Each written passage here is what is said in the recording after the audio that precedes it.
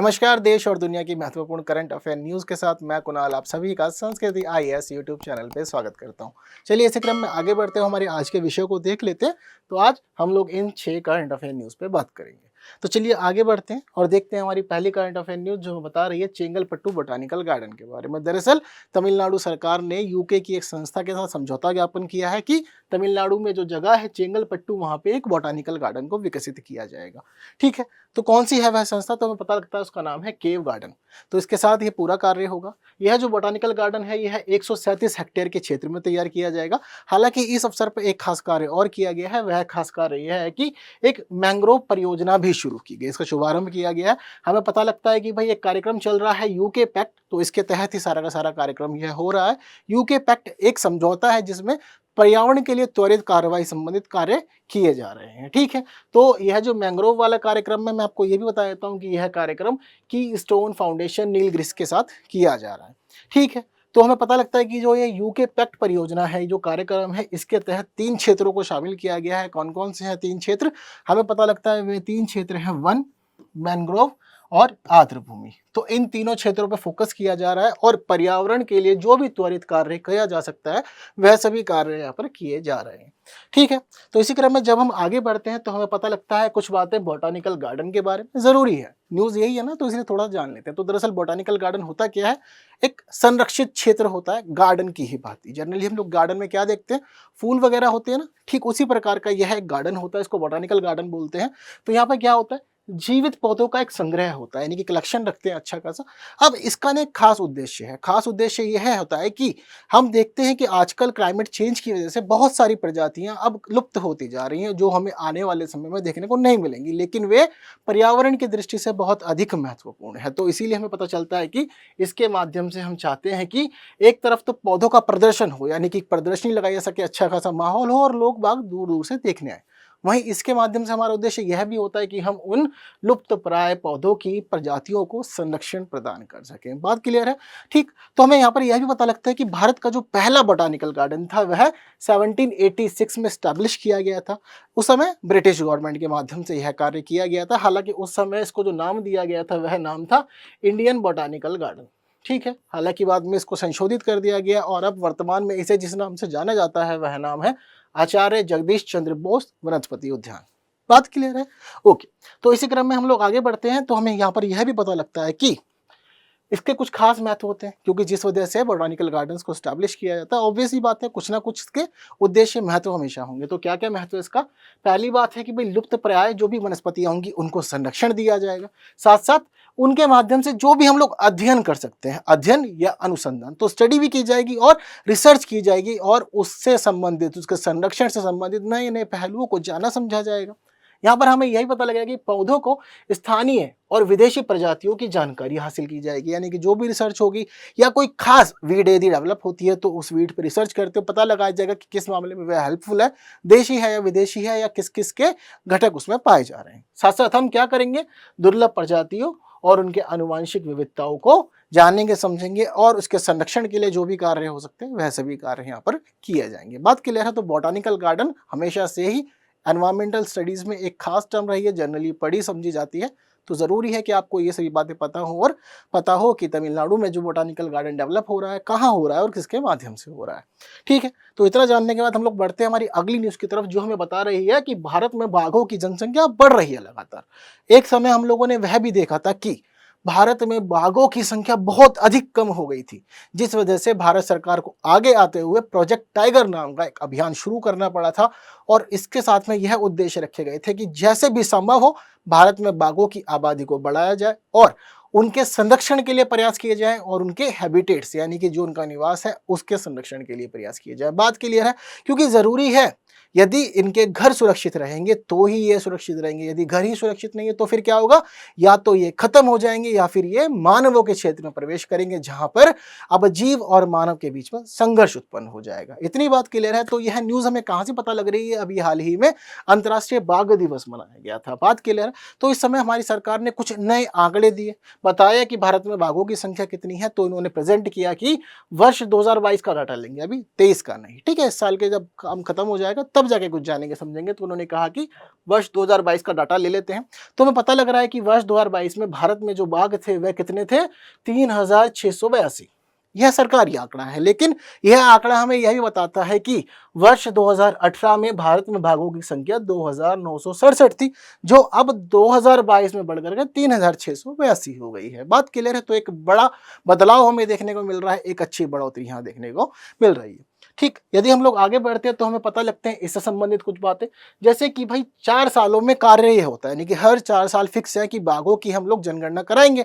तो उस 4 साल के बीच हमें जो भी अंतर दिखता है, जो भी जानकारी पता चलती है, तो उससे संबंधित हम आगे का अध्ययन करते हैं। तो हमें पता लग रहा है कि 2018 और 22 के बीच में जो बाघों की जनसंख्या बढ़ी है, यह वार्षिक 6% की दर से बढ़ी, यानी कि हर साल 6% टाइगर्स की संख्या बढ़ती गई भारत में। अब जो नया आंकड़ा आया है वह हमें यह भी बता रहा है कि अब भारत में जो टाइगर पॉपुलेशन है, यह पूरी दुनिया की टाइगर पॉपुलेशन की लगभग 75% है। एक बड़ी संख्या है अपने आप में, क्योंकि हम पूरी दुनिया के 75% टाइगर रखे हुए हैं भारत में। साथ साथ हमें यहाँ पर यह भी पता लग रहा है कि बीते दिनों भारत सरकार ने बाघों की स्थिति 2022 नाम से एक रिपोर्ट पब्लिश की थी। अब इस रिपोर्ट की खास बात यह थी कि पहली बात तो यह रिपोर्ट जो पब्लिश की गई थी, यह प्रोजेक्ट टाइगर के 50 वर्ष पूरे होने के अवसर पे की गई थी। ठीक है, तो उस समय 50 वर्ष पूरे हुए थे, तो उन्होंने मार्क किया था। प्रोजेक्ट टाइगर कब शुरू किया गया था? 1973 में। तो उसके 50 वर्ष पूरे हुए, जिस वजह से यह रिपोर्ट सामने आई। तो हमें पता लगता है कि इस रिपोर्ट में यह मेंशन किया गया था कि भारत में टाइगर कितने हैं। तो बताते हैं कि उस समय सरकार का जो अनुमान था वह यह था कि लगभग 3167 बाघ भारत में पाए जा रहे हैं। एक खास नंबर है, हालांकि अभी जो नंबर हम लोग देख रहे हैं वह इससे अधिक है, 3682। ठीक है, साथ साथ हम जब आगे बढ़ते हैं तो हमें यह पता लगता है कि अब जो नया अध्ययन आया है वह अध्ययन हमें यह बता रहा है कि पूरे भारत में अरुणाचल प्रदेश अपने आप में खास राज्य है बाघों के मामले में। क्यों? क्योंकि बताते हैं कि भाई अरुणाचल प्रदेश ने अपने लगभग 70% बाघों को खो दिया है। या तो हैबिटेट को नुकसान होने की वजह से वह मर गए हैं, या फिर वह दूसरे स्थानों तक पहुंच गए हैं। ऐसा ही है आंकड़ा, यह हमें बता रहा है जानकारी। बात क्लियर है? तो ये बात आपको ध्यान रखनी है और हर एक पॉइंट महत्वपूर्ण है। हम लोग आगे बढ़ते हैं तो हमें यहाँ पर यह भी पता लग रहा है कि वर्तमान में भारत में कुल 54 बाघ अभ्यारण्य हैं। ठीक है, अपने आप में बहुत बड़ी संख्या है, तो आप लोगों से कभी भी यह पूछी जा सकती है। आपसे यह भी पूछा जा सकता है कि सबसे नए बाघ अभ्यारण्य कौन से हैं भारत में, तो पता लगता है कि गुरु घासीदास राष्ट्रीय उद्यान और तिमोर पिंगला वन्यजीव अभ्यारण्य यह सबसे लास्ट बनाए गए हैं। बात क्लियर है? तो इनको अब दर्जा दे दिया गया है बाघ अभ्यारण्य का, जिसकी वजह से इसकी संख्या 54 हो गई है। क्लियर है इतनी बात? ओके, अब जब हम लोग आगे बढ़ते हैं तो हमें यहाँ पर यह भी पता लग रहा है कि बाघों का भारत में वितरण क्या है, जो जनरली हमें पता होना चाहिए, क्योंकि यूपीएससी एग्जाम्स में अब स्टेटमेंट बेस्ड जो क्वेश्चन आते हैं, पहली बात तो आप उसको एलिमिनेट नहीं कर सकते, लेकिन डाटा कहीं ना कहीं पूछा जाता है। तो हमें पता लग रहा है कि भाई भारत के मामले में मध्य प्रदेश सबसे आगे है। भारत के सबसे ज्यादा टाइगर यहीं पाए जा रहे हैं, संख्या 785। ठीक है, उसके बाद दूसरी बात करें तो हम लोग कर्नाटक आता है, फिर उत्तराखंड और महाराष्ट्र। ये चारों जो हमारे पास में डाटा है, ये स्टेट वाइज है, यानी कि राज्य स्तरीय जो संख्या है किसकी, बाघों की, वह हम लोग यहाँ पर देख पा रहे हैं। ठीक, हालांकि एक दूसरा आंकड़ा भी हम लोग को बात पता होना चाहिए, जैसे कि अब कौन कौन से टाइगर रिजर्व ऐसे हैं जहां पर हाईएस्ट पॉपुलेशन है टाइगर्स की। तो इस मामले में भाई उत्तराखंड को हमें आगे रखना पड़ेगा। क्यों? उत्तराखंड का जो जिम कॉर्बेट टाइगर रिजर्व है, वहां पे बाघों की संख्या सबसे ज्यादा है सभी टाइगर रिजर्व के अंदर। तो कितनी है संख्या यहाँ पर हमें पता लग रहा है, 260 है, यहाँ पर इतने बाघ पाए जाते हैं। बात क्लियर है? तो यह सभी बातें महत्वपूर्ण है, आप लोग को पता होनी चाहिए कि सबसे ज्यादा लॉस कहाँ हुआ है, अरुणाचल प्रदेश में। और अब स्टेट वाइज सिचुएशन जो है वह इस प्रकार है। हालांकि अगर आपसे अभ्यारण्य पे पूछा जाए तो वह भी आप अब बताने में सक्षम है। इतनी बात क्लियर हो गई है, जान गए हैं, समझ गए हैं। तो बढ़ते हैं हमारी अगली न्यूज की तरफ, जो हमें बता रही है युग युगीन भारत राष्ट्रीय संग्रहालय के बारे में। यह ऐसा संग्रहालय जो कई महीनों से चर्चाओं में बना हुआ है, लेकिन अब इसकी स्थापना की घोषणा कर दी गई है। तो अब हम समझते हैं यहाँ पर मामला क्या है। हमें पता लग रहा है कि यह जो संग्रहालय है, यह संग्रहालय पूरी दुनिया का सबसे बड़ा संग्रहालय होगा। कहाँ बनाया जा रहा है इसको? तो इसको बनाया जा रहा है भाई नई दिल्ली के अंदर। ठीक, तो पूरी दुनिया का संग्रहालय सबसे बड़ा, और साथ साथ यहाँ पे नई दिल्ली में स्थापित किया जा रहा है। तो तो चलिए समझते हैं इससे संबंधित बातें कि ये कहाँ बनाया जा रहा है। तो उसको स्थापना नई दिल्ली में की जा रही है। कहाँ पर? नॉर्थ ब्लॉक और साउथ ब्लॉक में। कहाँ पर है ये हम सभी जानते हैं कि राष्ट्रपति भवन, उसके जस्ट सामने ही नॉर्थ ब्लॉक और साउथ ब्लॉक है, तो वहीं पे उसको स्टैब्लिश किया जाएगा। हालांकि अभी जो नॉर्थ ब्लॉक और साउथ ब्लॉक है ये हम लोग के मंत्रालय के माध्यम से प्रयोग किए जाते हैं। ठीक है, अब हमें पता लग रहा है कि भाई जब यह पूरा का पूरा संग्रहालय तैयार हो जाएगा तो यह संग्रहालय वर्तमान में जो जनपद रोड पे जो संग्रहालय स्थापित है, जिसको हम लोग राष्ट्रीय संग्रहालय के रूप में जानते हैं, उसकी अब ये जगह ले लेगा। ऑब्वियसली बात है कि भारत का मुख्य संग्रहालय हो जाएगा और दुनिया का सबसे बड़ा संग्रहालय भी ये कहलाएगा। ठीक, इसके बारे में बताते हैं कि यह जो संग्रहालय है यह 3 मंजिला संग्रहालय होगा, जिसको 1.17 लाख वर्ग मीटर के क्षेत्र में विकसित किया जाएगा। साथ साथ यह बताते हैं कि यहाँ पर एक बेसमेंट होगा और इसके अलावा यहाँ पर 950 कमरे होंगे। तो इतने बड़े क्षेत्र में इसको विकसित किया जाएगा। काफी खास फीचर्स हैं इसके अपने। और वहीं हम यहाँ पर यह भी बता रहे हैं कि जब यह संग्रहालय तैयार हो जाएगा तो यह संग्रहालय भारत के 5000 सालों के इतिहास को दर्शाने का कार्य करेगा। बातें सभी महत्वपूर्ण है तो अपने आप में खास है। संस्कृति मंत्रालय के माध्यम से यह कार्य किया जा रहा है और हम सभी जानते हैं कि भारत सरकार भारतीय संस्कृति, सभ्यता और इतिहास को लेकर के बहुत अधिक सजग रहती है हमेशा और कोशिश करती है कि इसको संरक्षण किया जाए और साथ साथ उसको बढ़ावा देने के कार्य भी हो सके, ताकि लोग जाने समझे भारत की इतनी अमूल्य धरोहर है। ठीक है, तो इसी क्रम में हम लोग आगे बढ़ते तो हमें यहाँ पता लगता है कि ये जो पूरा का पूरा संग्रहालय है इसको 8 भागों में विभाजित किया जाएगा और अलग अलग क्षेत्र अलग अलग काल से संबंधित होगा। तो किस प्रकार से इसको तैयार किया जाएगा बताते हैं कि यहाँ पर एक सेगमेंट होगा प्राचीन भारतीय ज्ञान से संबंधित, दूसरे में प्राचीन और मध्यकालीन समय को दर्शाया जाएगा, तीसरे में सिर्फ मध्यकालीन, उसके अलावा मध्यकालीन से संक्रमण चरण दिखाएंगे कि किस प्रकार हम लोग आधुनिक काल में आए, फिर सिर्फ और सिर्फ आधुनिक, इसके अलावा पूरा औपनिवेशिक शासन जो हम लोगों ने अंग्रेजों के तहत बिताया, इसके अलावा स्वतंत्र संग्राम जिस प्रकार से हुए और वर्ष 1947 में आज़ादी लेने के बाद हम लोग किस प्रकार से विकसित हो रहे हैं और पूरे 100 वर्षों तक का, कब तक का? 2047 तक का पूरा इतिहास या जो भी हम लोग के कार्य थे वह इसके माध्यम से दर्शाए जाएंगे। बात क्लियर है? तो इस प्रकार इसको 8 खंडों में विभाजित करते हुए तैयार किया जाएगा और अपने आप में यह संग्रहालय बन के तैयार होने के बाद दुनिया का सबसे बड़ा संग्रहालय हो जाएगा। इतनी बात क्लियर है, समझ गए, जान गए हैं? तो बढ़ते हैं हमारी अगली न्यूज की तरफ जो हमें बता रही है किसके बारे में? यूरिया गोल्ड के बारे में। तो भाई फिलहाल अभी हमारे प्रधानमंत्री जो है वह राजस्थान गए थे। राजस्थान के सीकर जिले में वह एक कार्यक्रम में थे, तो वहां पर इन्होंने क्या किया? यूरिया गोल्ड को लॉन्च कर दिया। इन्होंने बताया कि यह अपने आप में खास है और किसानों को यूरिया गोल्ड यूज करना चाहिए। हम ये बात हमेशा से जानते हैं कि यूरिया को खेती में प्रयोग किया जाता है अच्छी फसलों के लिए, लेकिन यूरिया गोल्ड क्यों खास है और क्यों उसको लॉन्च किया गया? तो हम जब आगे बढ़ते हैं हमें यहाँ पर पता लगता है कि यह एक सल्फर कोटेड यूरिया है, जिसकी वजह से इसका जो कलर है वो कहीं ना कहीं येलोइश हो जाता है, जिसकी वजह से इसको यूरिया गोल्ड कह देते हैं। हमें पता लगता है कि यह मिट्टी के अंदर मृदा में सल्फर की कमी को पूरा करेगा। इसको हमने सल्फर से कोटेड कर दिया है, तो ऐसी स्थिति में मृदा में जब सल्फर की मात्रा को बढ़ाया जाता है तो अलग से सल्फर डाला जाता है, लेकिन इसकी वजह से किसानों को जो खर्च करना पड़ता है वह खर्च अब बच जाएगा, क्योंकि उनको यूरिया के अंदर ही सल्फर मिल जाएगा, जिसकी वजह से उनकी मृदा की हेल्थ और ज्यादा अच्छी हो जाएगी और वह अच्छी कृषि के योग्य हो जाएगी। हमें पता लगता है कि यूरिया गोल्ड आर्थिक व्यवहार्यता और दक्षता दोनों के मामले में ही बहुत अधिक खास है। ठीक है, यानी कि आपको यह सस्ता और किफायती पड़ेगा, साथ साथ इसकी कैपेसिटी, इसकी एफिशिएंसी बहुत अधिक खास है।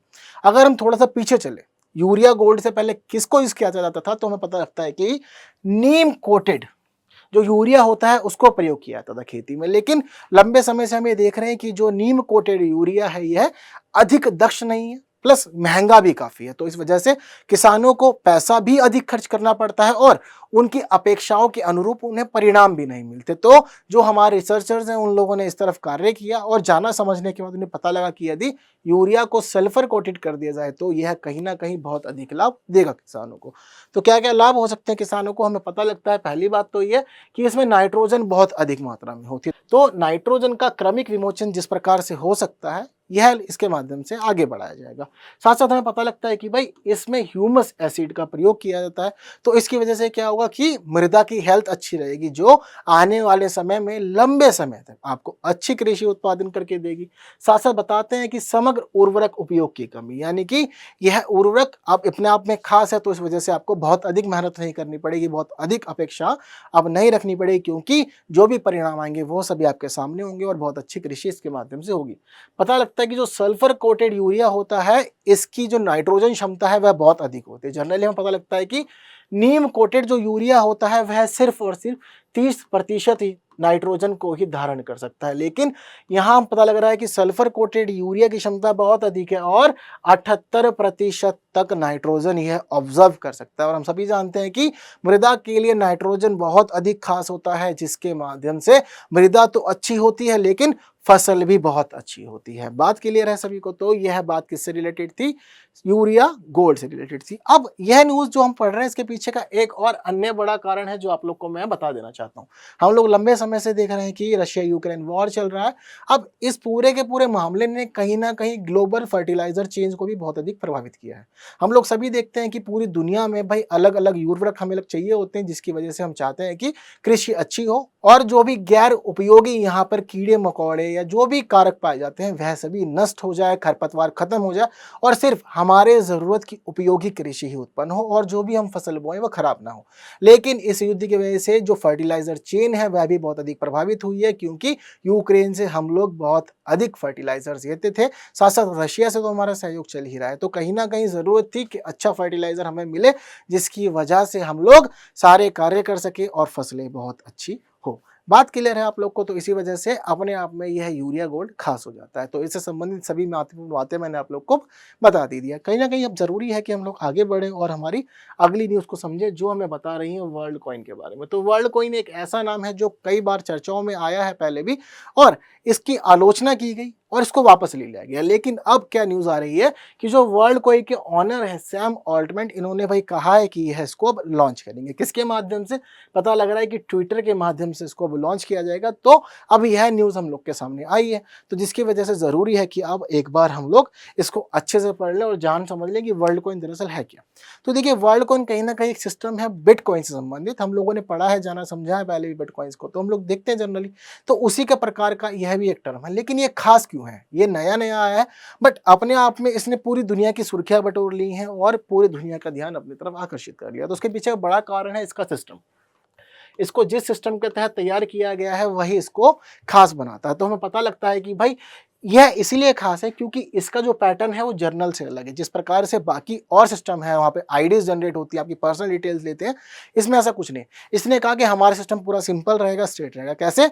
यदि आप चाहते हैं आपको बिटकॉइन मिले तो आपको क्या करना होगा? आपको सिर्फ अपनी आंखें हमें स्कैन करानी होगी। यदि आप हमें अपनी आंखें स्कैन कराने की इजाज़त देते हैं, आंखें स्कैन कराते हैं, तो ऐसी स्थिति में हम आपको जो वर्ल्ड कॉइन है उसकी एक आईडी देंगे, साथ साथ में आपको कुछ कॉइन्स भी प्रोवाइड किए जाएंगे, जिसके माध्यम से आप अपने कार्यों को आगे बढ़ाने में सक्षम हो जाएंगे। बात क्लियर है सारी आपको? तो यहाँ पर यह वही सारी की सारी बातें हैं। इसका जो मुख्य उद्देश्य है, यानी कि वर्ल्ड कॉइन के माध्यम से इसके जो निर्माता है वह चाहते हैं दुनिया का सबसे बड़ा पहचान और वित्तीय सार्वजनिक नेटवर्क तैयार करना है। इसके माध्यम से इनको रहेगा कि भाई हम लोग रिकॉग्नाइज भी अच्छे से कर रहे हैं क्योंकि आईरिस सिस्टम ने अडॉप्ट किया। दूसरी बात, वित्तीय सार्वजनिक नेटवर्क ये बना लेंगे क्योंकि सारा का सारा ट्रेडिंग वाला मामला है। बात क्लियर है आप लोग को? तो इन लोगों की इंस्पिरेशन क्या है? इन्होंने इंस्पिरेशन लिया है इंडिया के आधार सिस्टम से। इन्होंने कहा कि भारत ने जो आधार सिस्टम डेवलप किया था ये अपने आप में बहुत अधिक खास है, पूरी दुनिया से इंस्पायर है। भारत ने एक अच्छा मजबूत तंत्र विकसित किया है, तो हम भी चाहते हैं कि इसी के आधार पर हम वर्ल्ड कॉइन को लॉन्च करें और जब लोगों को साइन अप करना पड़े तो परेशानी ना हो, वो सिर्फ अपनी आंखें स्कैन करें और लॉगिन हो जाए और पूरा का पूरा सिस्टम उनके अनुरूप चले। इसका इन्होंने फायदा भी बताया कि कहीं ना कहीं से आपका जो अकाउंट है वह हैक नहीं हो पाएगा, कोई और नहीं खोल पाएगा, सिर्फ आप ही उसका एक्सेस रख पाएंगे। बात क्लियर है? तो इसका जो पूरा का पूरा सिस्टम हैंडल किया जा रहा है, इस कंपनी का नाम है टूल ऑफ ह्यूमैनिटी। यह कंपनी पूरे के पूरे वर्ल्ड कॉइन के सिस्टम को चला रही है और इन्होंने पूरा सिस्टम इस प्रकार से डेवलप किया है। हालांकि इन्होंने आंखों को स्कैन करने के लिए, आइरिस स्कैन के लिए जिस सिस्टम को यूज किया है उसको बोलते हैं यहाँ पर ऑर्ब। तो ऑर्ब इन्होंने लिया है, इसको अलग अलग ऑपरेटर्स को दे दिया है। यह कार्य भारत में भी शुरू हो गया है और जल्द ही आप इसको अलग अलग मेट्रो स्टेशन पे या मॉल्स में भी देख पाएंगे। बात क्लियर है? तो इस प्रकार से इसको आगे बढ़ाया जा रहा है और बताते हैं कि यह एथेरियम ब्लॉकचेन सिस्टम है। ठीक है, उसी पे ही आधारित एक टोकन है। जनरली इसे दुनिया का दूसरा सबसे बड़ा ब्लॉकचेन सिस्टम माना जाता है, जिसको एथेरियम ब्लॉकचेन के नाम से जानते हैं। बात क्लियर है आप लोग को? तो यह है वर्ल्ड कॉइन अपने आप में इसीलिए खास है क्योंकि आज तक जितने भी हम लोगों ने कॉइन्स देखे हैं वहां पे कहीं भी ऐसा नहीं हुआ कि आपकी आंखों को स्कैन किया जा रहा है या फिर आपके फिंगरप्रिंट्स लिए जा रहे हैं या कोई भी आपकी बॉडी का ऐसा कुछ भी खास मामला नहीं रहा है। ठीक है, जनरली हम लोग क्या करते थे, मोबाइल नंबर यूज़ कर लिया, ईमेल आईडीज़ यूज़ कर ली, पर्सनल डिटेल्स यूज़ कर ली, बट बॉडी के इस तरह के जो खास फीचर्स हैं वह कभी भी यूज़ नहीं हुए थे, इसीलिए यह वर्ल्ड कॉइन अपने आप में बहुत अधिक खास है। तो आपको पता होनी चाहिए सभी बातें, ठीक। तो बताते हैं कि आइरिश स्कैन क्यों, क्योंकि क्या हुआ कि जब इन्होंने लॉन्च किया तो इनसे तमाम लोगों ने प्रश्न पूछे कि क्यों आप आंखों का स्कैन कर रहे हैं, क्या जरूरी है, बाकी पैटर्न में तो चल रहा है पर आप क्यों चाहते हैं। तो उन्होंने जवाब दिया और बताया कि हम चाहते हैं कि लोगों की निजता बनी रहे, यानी कि कोई और इसको साइन अप नहीं कर पाएगा, सिर्फ आपके आइरिश से ही ये साइन अप होगा। हमें बता रहे हैं कि यह मामला इसीलिए अधिक सुरक्षित हो जाता है और आपकी जो पर्सनल डिटेल्स है, जो भी पर्सनल आप कार्य कर रहे हैं, वह कभी चोरी नहीं होगा, ना ही किसी और तक पहुंचेगा, ठीक है। इन्होंने ये भी बताया कि अगर आप आइरिश के माध्यम से आईडी तैयार कर रहे हैं और आपने यह कॉइन्स लिए हुए हैं, तो ऐसी स्थिति में आपको अपनी और कोई जानकारी नहीं देनी है, ना ही आपको बताना है आपका एड्रेस क्या है, मोबाइल नंबर क्या है, मेल क्या है, कुछ नहीं बताना, सिर्फ इसी के माध्यम से आपका पूरा का पूरा आईडी ऑपरेट हो जाएगा। और इनका जो उद्देश्य है वह यह है कि भाई एक ग्लोबल नेटवर्क तैयार करना, यानी कि चाहते हैं कि हमारे पास एक अच्छा नेटवर्क। हम लोगों को पता है कि भारत का जो आधार पैटर्न है यह मुख्य रूप से इंडिया तक ही सीमित है और हम लोगों ने यहाँ बाहर किसी भी व्यक्ति को यहाँ पे स्कैन नहीं किया हुआ, बट जो यह पैटर्न है वर्ल्ड कॉइन वाला, इसमें ऑब्वियस ही बात है ना कि भाई ग्लोबल चेन बनेगा और पूरी दुनिया के लोग जब शामिल होंगे तो भाई सब के डिटेल्स इन लोग के पास में पहुंच जाएंगे, ठीक है। तो साथ साथ साइन अप में आपको कोई परेशानी नहीं होगी, सिर्फ आइरिस स्कैन के माध्यम से ही आप वर्ल्ड कॉइन में लॉगिन हो जाएंगे। लेकिन कहीं ना कहीं इसने अनेक चिंताओं को खड़ा कर दिया हो और पूरी दुनिया में हम देख रहे हैं कि भारत का जो एनएसए होता है उसने भी इसको क्रिटिसाइज किया है, कहा है कि यह सही नहीं है। तो क्यों कहा है, इन्होंने कहा है कि भाई इससे हैकिंग के मामले में आपका क्या होगा, पर्सनल डाटा चला जाएगा। हैकिंग फिलहाल दुनिया में चल ही रही है, हम लोग को पता है कि भाई जो हमारा साइबर सिक्योरिटी है वह लगातार मजबूत करने का प्रयास है, क्योंकि साइबर क्राइम बढ़ रहा है। तो कह रहे हैं कि हैकिंग होगी तो पर्सनल डिटेल चली गई, यानी कि आपकी जो प्राइवेसी थी वह नहीं बचेगी, आपका डेटा भी चोरी हो जाएगा इस माध्यम से। अब हमें पता लगता है कि जो विनिमय दर है, ग्लोबल जो रेट है वो लगातार बढ़ते घटते रहते हैं। इस मामले में यह चीज जो है वह स्टेबल नहीं रहेगी और कहीं ना कहीं पर्सनल डाटा आगे जाना मामले को गड़बड़ा सकता है। और जरूरी नहीं है कि इस तरह से कंपनी लंबे समय तक सर्वाइव करे, क्योंकि हर व्यक्ति प्रयास तो करता है ना इस तरह से बिजनेस को आगे बढ़ाने का, बट सब सफल होते हैं ये भी जरूरी नहीं होता और इसके माध्यम से धोखेधड़ी बढ़ जाएगी, यह भी चिंता व्यक्त की गई है। साइबर सुरक्षा खतरे में बढ़ जाएगी और साइबर क्राइम्स बढ़ सकते हैं। और केवल साइबर क्राइम्स ही नहीं, यहाँ पे क्या होगा कि जब आपके आइरिस डिटेल्स स्कैन हो जाएंगी तो उनको कहीं ना कहीं आधार से कनेक्ट किया जा सकेगा, जिसकी वजह से भारत की नेशनल जो सिक्योरिटी है, जो इंटरनल सिक्योरिटी है, वह भी खतरे में पड़ सकती है, ठीक है। और बता रहे हैं कि धन शोधन यानी कि मनी लॉन्ड्रिंग का मामला भी बढ़ सकता है और लोग यहाँ पर ब्लैक मनी के तहत इसको प्रयोग कर सकते हैं। तो जहाँ एक तरफ कंपनी ने इसके फायदे बताए हैं, वहाँ पे एक्सपर्ट्स ने इसके संबंध में ऐसे कंसर्न्स रेज कर दी हैं जो कहीं ना कहीं बहुत अधिक चिंताजनक है। बात क्लियर है? तो इसलिए ज़रूरी था कि आप वर्ल्ड कॉइन से संबंधित प्रत्येक पक्ष को जाने समझे और अपने एग्जामिनेशन में यदि प्रश्न पूछा जाता है तो आप अच्छे से इसको हल कर सकें, ठीक है। आगे बढ़ जाते हैं, हमारी एक और न्यूज़ यहाँ पर है जो असोला भट्टी वन्यजीव अभयारण्य से संबंधित। हमें क्या पता लग रहा है कि दिल्ली के जो पर्यावरण मंत्री है, कौन, गोपाल राय, उन्होंने असोला भट्टी वन्यजीव अभयारण्य में तीसरे वन महोत्सव का उद्घाटन किया। अब तीसरा वन महोत्सव तो यहाँ पर हुआ, लेकिन कई और न्यूज इससे जुड़ गई, जैसे कि वन महोत्सव हम क्यों मनाते हैं, ताकि पेड़ों के प्रति जो हम लोग की आस्था, एक तो वो, दूसरा लोग जाने समझे, लोग जागरूक हो और वृक्षारोपण का कार्य करें और इसके माध्यम से अलग अलग वृक्षों की प्रजातियों को बढ़ावा दिया जाता है, उनके संबंध में जागरूकता बढ़ाई जाती है, उनको जाना समझा जाता है। बात क्लियर है? तो तीसरा वन महोत्सव भाई शुरू हुआ था कहाँ पे, असोला भट्टी वन्यजीव अभयारण्य में। बात क्लियर है? तो यह न्यूज़ इंपॉर्टेंट है, आपको पता होना चाहिए। अब यह पूरा का पूरा कार्यक्रम चला, इस दौरान एक और खास बात हुई, जो गोपाल राय हैं इन्होंने भाई एक ना वेबसाइट लॉन्च कर दी, एक पोर्टल लॉन्च कर दिया यहाँ पर।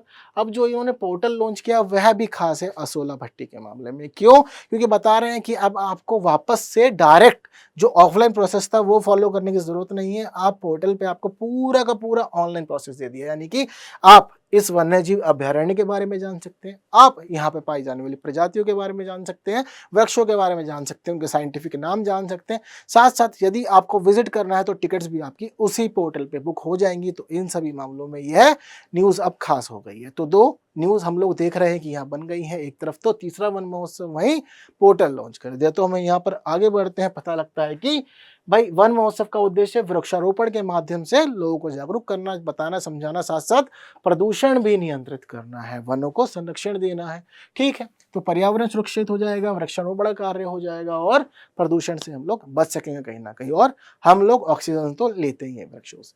बात क्लियर है। हमें यहाँ पता लग रहा है कि यहाँ पर ये पूरा का पूरा पोर्टल है ये आगंतुकों के लिए है, क्या क्या लाभ है मैंने आपको बता दिए हैं। और बताते हैं कि ये जो पोर्टल है, पोर्टल में तेंदुए के एक चित्र का प्रयोग किया गया है प्रतीक के रूप में, ठीक है। साथ साथ हमें यहाँ पर यह भी पता लग रहा है कि यह जो पोर्टल है इसकी वनस्पतियों और जीवों की पूरी जानकारी विजिटर्स को प्रदान करेगा जो भी साइट पे विजिट करेंगे, ठीक है। तो कुछ बातें असोला भट्टी वन्य जीव अभ्यारण्य की पता लग रहा है ये कहाँ पर है, तो भाई दिल्ली और हरियाणा बॉर्डर पे ही स्थित है, जहाँ पर साउथ दिल्ली का एरिया और हरियाणा के फरीदाबाद गुड़गांव वाले क्षेत्र लगते हैं, ठीक है। इसको बताते हैं कि ये जो क्षेत्र है ये अरावली पहाड़ी श्रृंखला का क्षेत्र है, ठीक है। बताते हैं कि भाई तेंदुए वन्य जीव गलियारे से ये जुड़ा हुआ है जो काफी लंबा गलियारा। बताते हैं कि राजस्थान के सरिस्का राष्ट्रीय उद्यान से इसकी शुरुआत होती है, तो वहां से ये जुड़ी हुई चेन पूरी चली जाती है जो यहाँ पे दिल्ली में आकर के समाप्त होती है, ठीक है। तो यह महत्वपूर्ण न्यूज़ भी ज़रूरी थी, आप लोग एग्जाम के लिए जान समझ लें। तो हमारा आज का वीडियो इतना ही, जो भी आज की महत्वपूर्ण बातें थी वह सभी हमने जान समझ लिए। फिर मिलेंगे अगले वीडियो में, कुछ नई बातों को जानेंगे समझेंगे। Thank you so much.